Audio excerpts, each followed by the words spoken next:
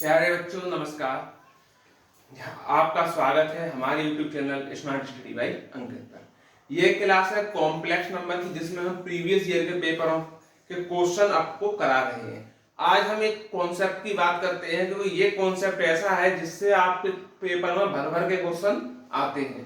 Question है concept का कोणांक ज्ञात करना, यानी क्या कोणांक ज्ञात करना। कोणांक हम कैसे ज्ञात करते हैं इसके बारे में हम समझते हैं।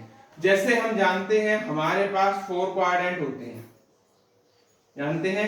एक में आता है प्लस प्लस, एक में आता है माइनस प्लस, एक में आता है माइनस माइनस और एक में आता है प्लस और माइनस। इन सभी के अलग अलग क्वाड्रेंट माने जाते हैं। जैसे कि हम बात कर लेते हैं, अगर हम प्लस प्लस की बात करें यहां पर, तो थीटा बराबर क्या होगा। अगर हम दोनों प्लस प्लस की बात करते हैं, ये देखिए, तो यह थीटा बराबर होता है tan inverse by upon x. हम कॉन्सेप्ट ले रहे हैं x प्लस आई वाई का निकालना है, ठीक है।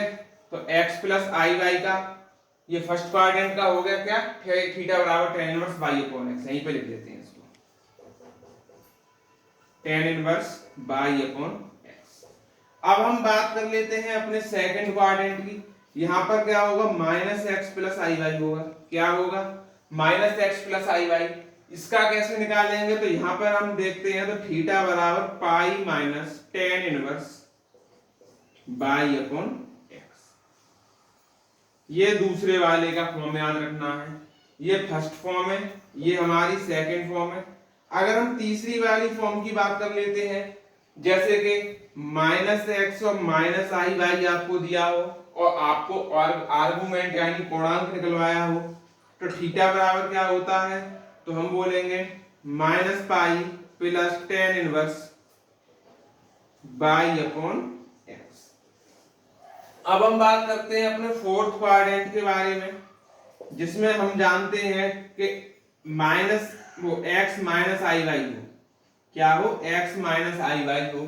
तो इसके बारे में हम बात करते हैं, तो ये क्या हो जाएगा, तो हम बोलते हैं minus tan inverse by upon.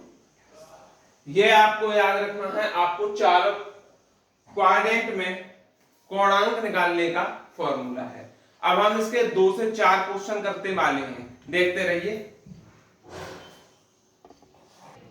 देखिएगा इसमें ये 4 मैंने क्वेश्चन लिए हैं। पहला है आयोटा माइनस 1, दूसरा है 5 प्लस 3 आयोटा, तीसरा है माइनस 8 प्लस 6 आयोटा और फोर्थ है 6 माइनस 8 आयोटा। सबका निकालना कोणांक है, तो इसका आर्गुमेंट निकालते हैं। क्या निकलेगा, कौन से चतुर्थांश की बात कर रहा है, तो फोर्थ क्वाड्रेंट में आएगा, क्योंकि लास्ट में माइनस इधर प्लस, तो यहां पर हो जाएगा minus tan inverse by upon x की बात करें तो 1 अपॉन 1 ही होगा, क्योंकि हमने माइनस फॉर्मूले से ही लगा लिया है इसमें, ठीक।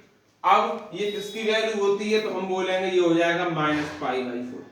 क्या हो जाएगा, माइनस पाई बाई 4। चलते हैं दूसरे पर। ये तो हमारा फर्स्ट क्वाड्रेंट में, जो कि सीधा सीधा है कि टेन इनवर्स 3 अपॉन 5 हो जाएगा, और इसका कोई वैसा मान नहीं है जो 3/5 tan इनवर्स में हम निकालना है, इसलिए इसको यहीं पर छोड़ दें। तीसरा बात करते हैं, ये वाला है, इसका कैसे निकालोगे तुम।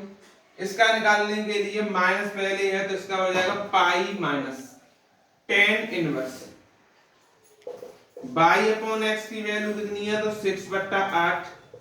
आगे लिखेंगे पाई माइनस tan इनवर्स की बात कर लेते हैं, तो ये हो जाएगी कितनी, ये हो जाएगी ऊपर 3 और नीचे 4, tan इनवर्स 3/4। इसकी बात कर लेते हैं, तो ये सिंपल है, क्यों, क्योंकि ये आ रहा है फोर्थ क्वाड्रेंट में। फोर्थ क्वाड्रेंट में आने के कारण माइनस चिन्ह पहले लगाएंगे और लिखेंगे tan इनवर्स 8/6। इसका कितना हो जाएगा, माइनस tan इनवर्स 4/3। तो कोणांक निकालना आप सीख चुके होंगे। देखो, अब इस तरीके का क्वेश्चन आता है, आपको एक लोकस दे दिया जाएगा और पूछा जाएगा ये वृत्त है, परवलय है, सरल रेखा है या अतिपरवलय है। इस टाइप का क्वेश्चन भी आपके एग्जाम में आएगा, गारंटी है। तो इसको कैसे सॉल्व करते हैं, पहले क्वेश्चन लिख लेते हैं। इसको सॉल्व करने का तरीका देखते हैं। z की वैल्यू होती है x प्लस आई वाई, ये हो जाएगा -3। अब अगर इस मोड को हटाएंगे हम तो हम लिख सकते हैं x माइनस 3 का स्क्वायर प्लस वाई स्क्वायर, और ये रहेगा 4।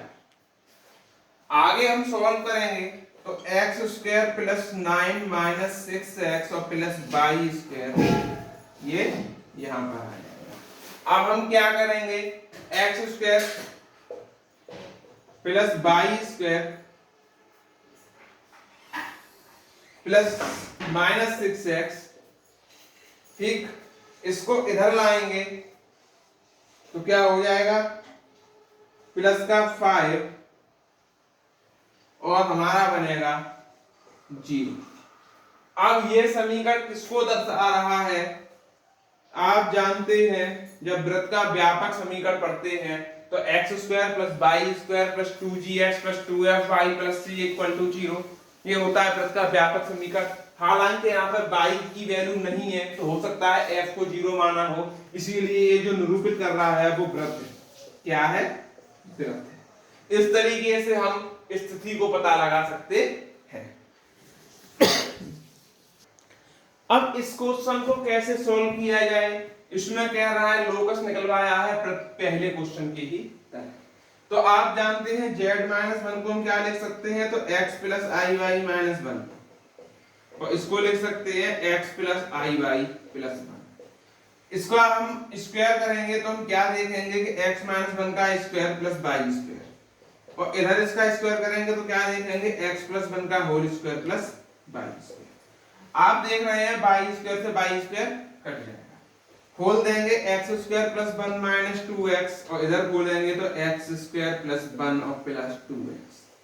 आप जान रहे हैं x स्क्वायर से x स्क्वायर कट जाएगा, 1 से कटेगा 1, और 2x को उधर भेजेंगे तो 4x बराबर 0 और x बराबर 0।